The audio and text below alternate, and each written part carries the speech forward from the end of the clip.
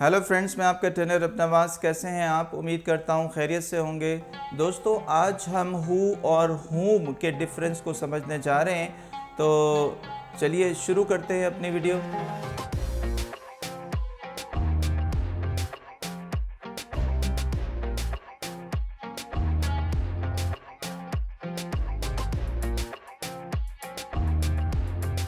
दोस्तों, हु के बारे में हमने गुज़िश्ता 2 वीडियोस में डिस्कस किया कि हु सब्जेक्ट के बारे में भी सवाल करता है और हु ऑब्जेक्ट के बारे में भी सवाल करता है।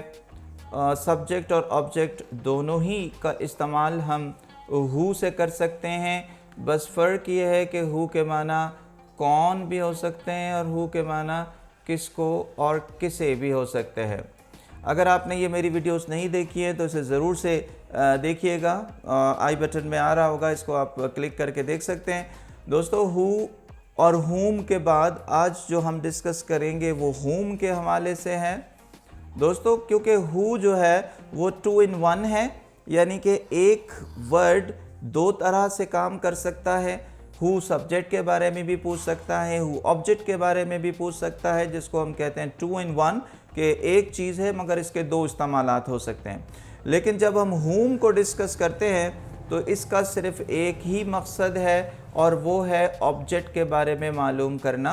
और हुम बिल्कुल वैसे ही इस्तेमाल किया जाता है जैसे हम हु को इस्तेमाल करते हैं, और इसके माने किसके, किसको या किसे ही होते हैं, इसके माना कौन नहीं हो सकते।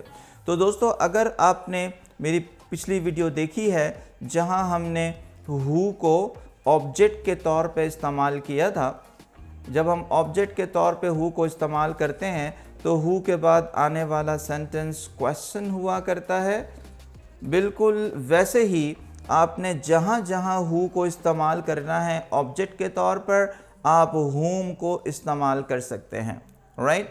तो हु और हुम एक ही चीज़ हो जाया करती है अगर तो ये दोनों ही किसी शख्स के बारे में पूछते हैं और शख्स कोई ऑब्जेक्ट होना चाहिए, ऑब्जेक्ट के मकाम पर होना चाहिए। अदरवाइज़ ज़्यादातर इंग्लिश में हु मोस्ट कॉमन है क्योंकि इसके 2 इस्तेमालात हैं। ये सब्जेक्ट और ऑब्जेक्ट दोनों के बारे में पूछता है। लेकिन क्योंकि हुम भी इंग्लिश का WH वर्ड है, WH एक क्वेश्चन वर्ड है जिसको बहुत इस्तेमाल किया जाता है, लेकिन इसका इस्तेमाल सिर्फ एक ही है, ये सिर्फ ऑब्जेक्ट के बारे में ही पूछ सकता है। तो जहाँ हु हम इस्तेमाल कर सकते हैं ऑब्जेक्ट के लिए, वहीं हम हुम का इस्तेमाल भी कर सकते हैं ऑब्जेक्ट के बारे में पूछने के लिए। तो चलिए इसके कुछ सेंटेंसेस को डिस्कस करते हैं और समझते हैं कि कहाँ हुम का इस्तेमाल किया जा सकता है। सेंटेंस है मेरा कि माई फादर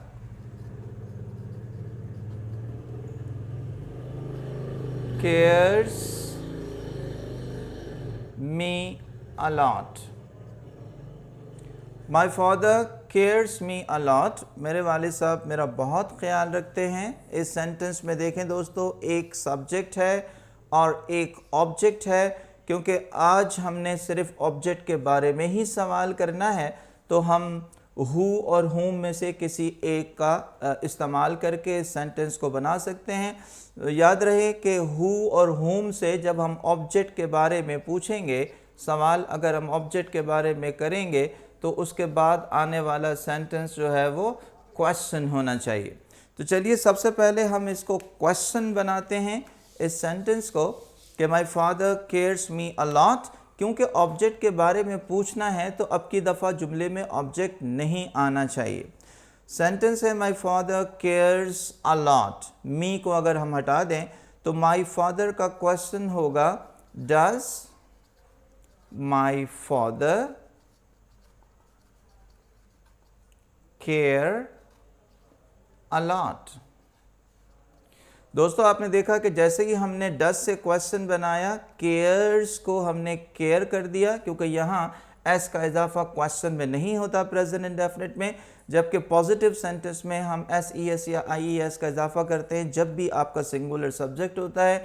ये बात मैं बारहा डिस्कस करता हूँ, इसको जहन में रखिएगा। एक छोटी सी गलती है जो मोस्ट ऑफ द टाइम हम इसको इग्नोर करते हैं, लेकिन इसको जहन में रखना है।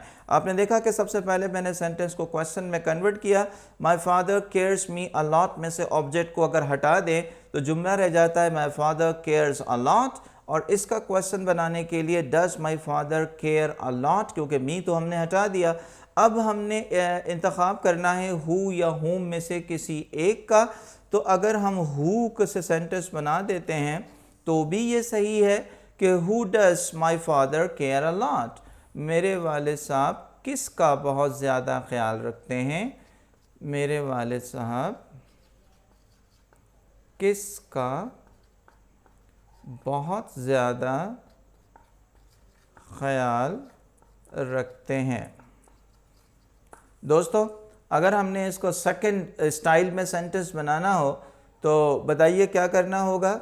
यकीनन जहां हमने हु का इस्तेमाल किया है वहां हम हुम भी इस्तेमाल कर सकते हैं, और हमारा जो सेकंड स्टाइल ऑफ स्पीकिंग होगा वहां हम कहेंगे whom does my father care a lot। whom does my father care a lot, मेरे वालिद साहब किसका बहुत ज़्यादा ख्याल रखते हैं। यानी उर्दू में एक ही सेंटेंस होगा, जबकि इंग्लिश में हम दो तरह के सेंटेंसेस बना सकते हैं, या तो हम हु का इस्तेमाल करें या फिर whom का इस्तेमाल करें। दोनों सूरतों में आपका सेंटेंस सही होगा, लेकिन याद जो रखने वाली बात है वो ये है कि हु और whom हमेशा ऑब्जेक्ट के बारे में सवाल करेगा, और ऑब्जेक्ट कोई शख्स होना चाहिए। Who does my father care a lot और whom does my father care a lot, both sentences are the same, दोनों के एक ही मीनिंग है, दोनों को एक ही तरह से इस्तेमाल किया जाता है, क्योंकि ओल्ड इंग्लिश में ज़्यादातर whom का इस्तेमाल किया जाता था, लेकिन जैसे जैसे ही लैंग्वेज पे मॉडिफिकेशन आ रही है हम who को ज़्यादा इस्तेमाल कर रहे होते हैं, क्योंकि who के जैसे कि मैंने आपको बताया कि दो इस्तेमालात हैं, या तो आप who से सवाल करते हुए सब्जेक्ट के बारे में पूछें या फिर ऑब्जेक्ट के बारे में पूछें, लेकिन लामहला आपको whom भी आना चाहिए कि whom से भी आप सवाल कर सकते हैं। और whom का क्या मतलब होता है, whom के माना भी किसे या किसको होते हैं, बिल्कुल वैसे ही जैसे who के होते हैं, लेकिन whom के बाद हमेशा क्वेश्चन सेंटेंस आएगा, लेकिन हु के हमने पढ़ा के दो तरह के सेंटेंसेस हम बना सकते हैं। उम्मीद है कि आपको आज की वीडियो पसंद आई होगी, और अगर आपको मेरी वीडियो पसंद आई तो इसे लाइक और शेयर ज़रूर कीजिएगा। अपना बहुत ख्याल रखिएगा। अल्लाह निगहबान।